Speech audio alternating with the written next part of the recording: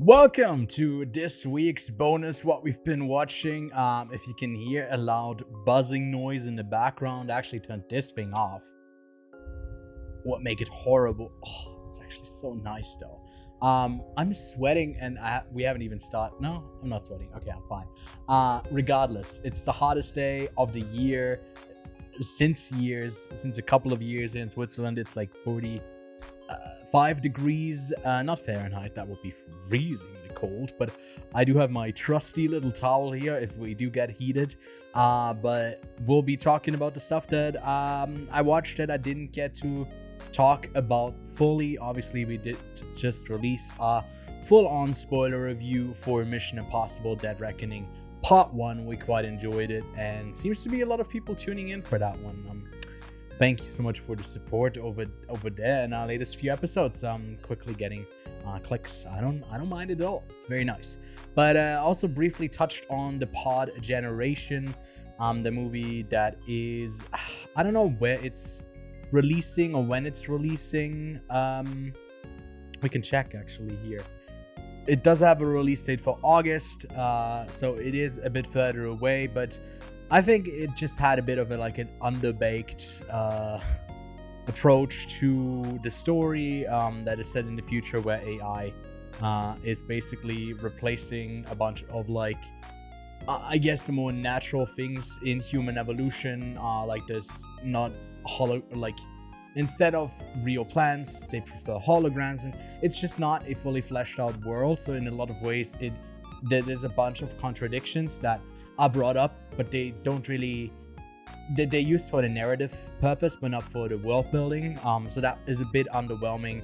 And then the two lead characters, Rachel and Alvy, they keep flip-flopping around what their motivations are, and even them getting into this pregnancy thing through this egg pod here is not done, like they're just kind of thrown into it, even though she at the start doesn't even really want it. So not really well executed. Again, we talked about Mission Impossible Dead Reckoning extensively already. Then I've been raving about Joyride. It's fucking hilarious. It's really funny. It's raunchy. It's like, imagine Hangover in 2023, but also pulled on my heartstrings. Like, this movie made me laugh a bunch, but also cry towards the end for a brief moment there, and it was really good. I quite liked it. Seems like the consensus is around 3 to I'm a bit of an outlier here with 4, but there's not a lot of comedies that still get made. I found this one to be really well done, and it seems to be coming out, or already is out, in most places in the States, Australia, and yeah, we probably will dive deeper into this one on the next episode on the Quiet Set podcast as well. Then we initially had planned this, and we can reveal it now, but the whole thing in the latest episode of the big movie, and then Lachlan doing a different logline, although I was preparing for Insidious.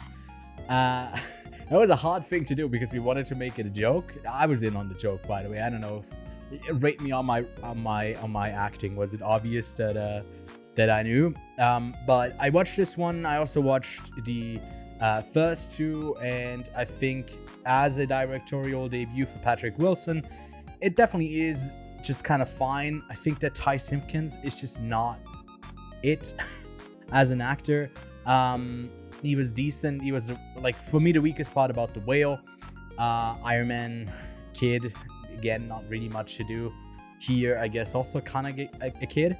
It just didn't really work for me. Not just him as a performer, but also just his character's story.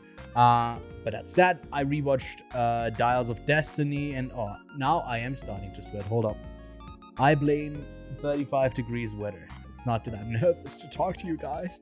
But Indiana Jones and the Dial of Destiny, watched this one in Gun, and gave it a rewatch and liked it a tiny bit more now that we didn't miss the first 9 minutes, and I didn't fall asleep during it. But I might as well have dozed off in a couple of moments. It didn't really do it for me that much. Then I watched Born to Fly, the the copycat for I guess Top Gun from China that was supposed to come out like around the same time, but then they pushed it back and added like a sequence at the end where they're actually fighting, because in this whole movie there's like the threat of the US attacking, so they need to like prep for stuff, and during the prep a bunch of them just keep dying, and it's a really weird framing for this movie. It's way bloodier than Top Gun, but it is pretty bad.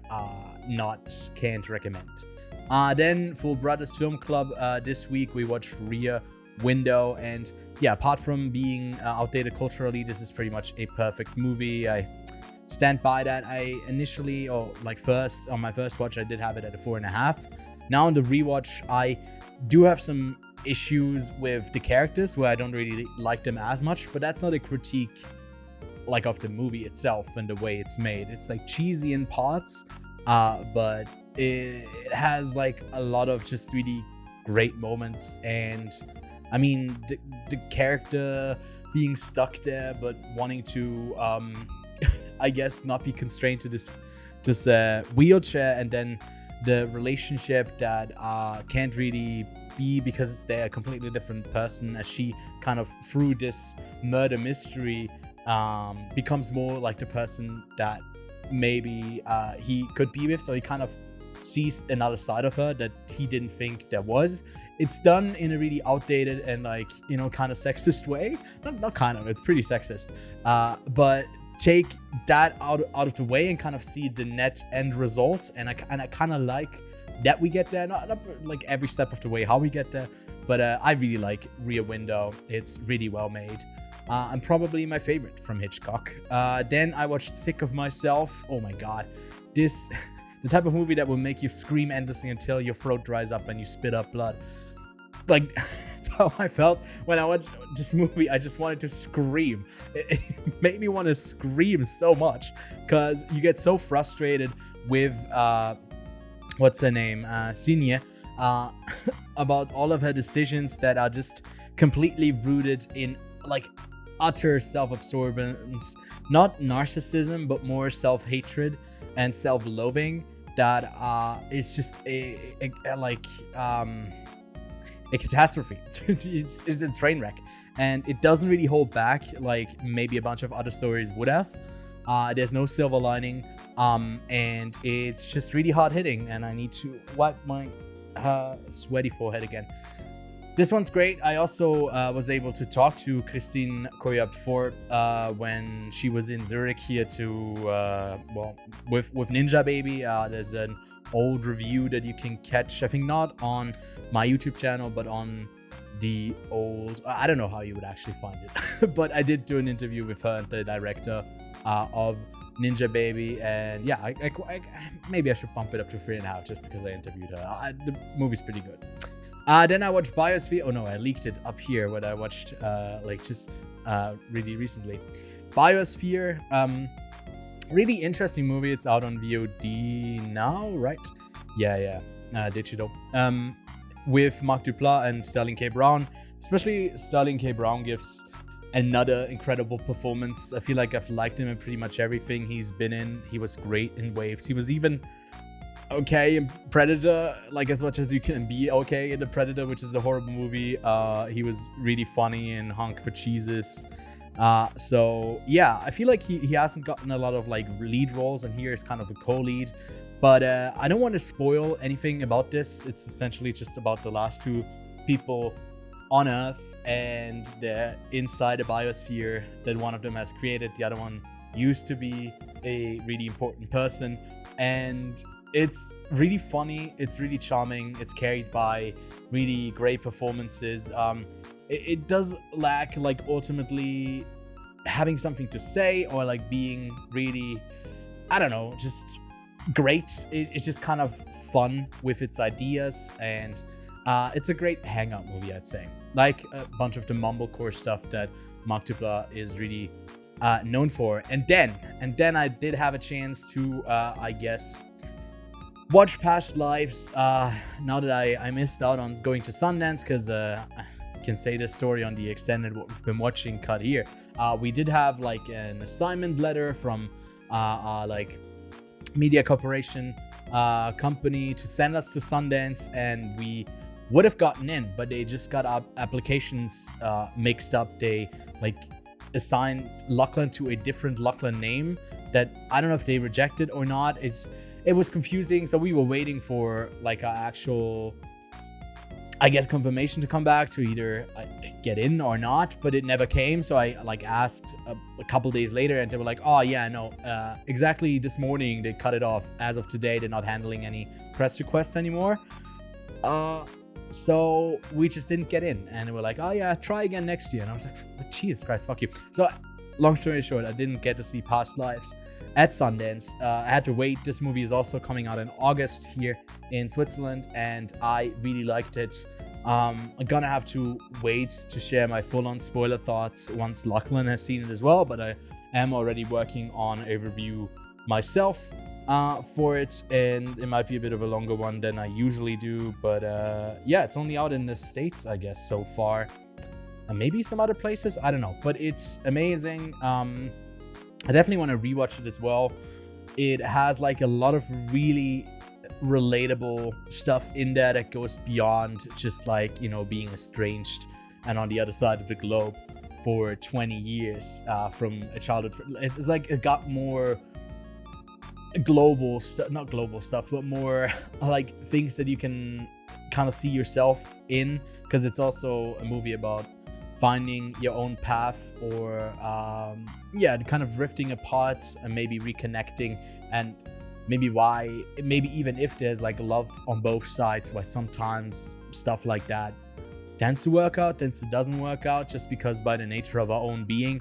And it does that in a really artful way, like the framing, especially the editing in this, the writing. I wrote in my review that, you know, sometimes silence is the most intimate thing there is, and this movie really just encapsulates that fully. But that's all the TV I've been watching. Not the TV, sorry, the movies. So let's have a look at my TV list, pulling that up over here, because I did watch a whole bunch of it. I guess mainly I caught up with all of Only Murders in the Building, and yeah, the first episode of season 1 is pretty good. From there on out, it kind of just goes downhill for me. Like, I kind of really didn't like the ending to season 1. All of it was like 5 or 6 out of 10 for me. It was completely passable. It's just not my type of humor at all, which we'll get to in a second, because they do a podcast here, right, which is a really current media type that we are all super familiar with, podcasting and maybe even YouTubing. Which leads me to the next thing that I can't get into yet, but I'll get to it in a second. But they do it so horribly in this, and it just, I don't know, is not great. It's not really good. Maybe it's like it's supposed to be charming how clumsy and dumb they are, but I don't really like it. And I watched the first and second season because I got to see the first like 8 episodes of season 3. They are still under embargo though until the end of the month, so I can't really talk about it. But it's a bit more of the same. Actually, I guess I'm not allowed to say this yet, but I will. Just like, who catch me, Disney. It's probably a bit better than the previous 2 seasons, but I didn't like them particularly. I really didn't like season 2 and the ending there. The way they continue on with the story. Continue to watch Hijack. That's really thrilling. Latest episode was really great. Can't wait where that goes, and hopefully it pardon my pun here, sticks to landing, because Idris Elba is doing great, and it's quite intriguing. I also watched They Clone Tyrone. I'm not at liberty to discuss it at this very moment, but not discussing it. Okay. Then yeah, watch Joyride. I talked about all of those things, and then I just finished it. I'm caught up now with the iCarly reboot, and it's mainly because I just have been seeing a bunch of clips on TikTok of like the one confrontation, and I was like, oh, I want to get there, so I have to watch up until then. A confrontation between Carly and Freddie, and I did watch iCarly when I was a kid. And I did watch a couple more clips back, and the show was like, for kids, really kind of decently done, I think. They had a fun dynamic, and I don't know what it is with this reboot. It's like pretty much the same with How I Met Your Father, right? That reboot series, or like the spin-off of How I Met Your Mother, that they lack any sort of humanity. Like all of the characters and the actors as well are just robots. It's like, I wouldn't be surprised if it's just animatronics, because they are so void of any sort of humanity or self-awareness. Like they do bring in really current topics with like lacking any sort of understanding for them, or even like the capacity to make a parody of it or like spoof on it. It's nothing that's in there is like actually interesting. It is so void of anything. I have the whole series at like pretty much like a 2 out of 10, 1 out of 5. It's really bad. And even the stuff that was supposed to be juicy when like there's a confrontation, it's not really anything. It's just like, yeah. And they're up to episode 7 in season 3, so I'm caught up. I guess I'll watch the last 3 of this season, and then I'll never watch it. But currently looking at all my series ranked, it's currently number 39. It's number 40 out of 33. Number 40 out of 43. It's that bad. There's only a couple more shows that I dislike more than iCarly. The reboot is really bad, and it's a pity, because the original series did have quite a bit of charm. But that's it for this week. We'll be watching a whole bunch of stuff as always for next week, but I'll see you then. So go check out the Mission Impossible episode if you haven't yet. We'll also be doing, if all fingers crossed, if all goes well, separate non-spoiler reviews for Barbie and Oppenheimer. I'm seeing those next Monday and Tuesday, so a week before we do the actual non-spoiler reviews and episodes. I already will be talking about those on this show, or on this bonus thing.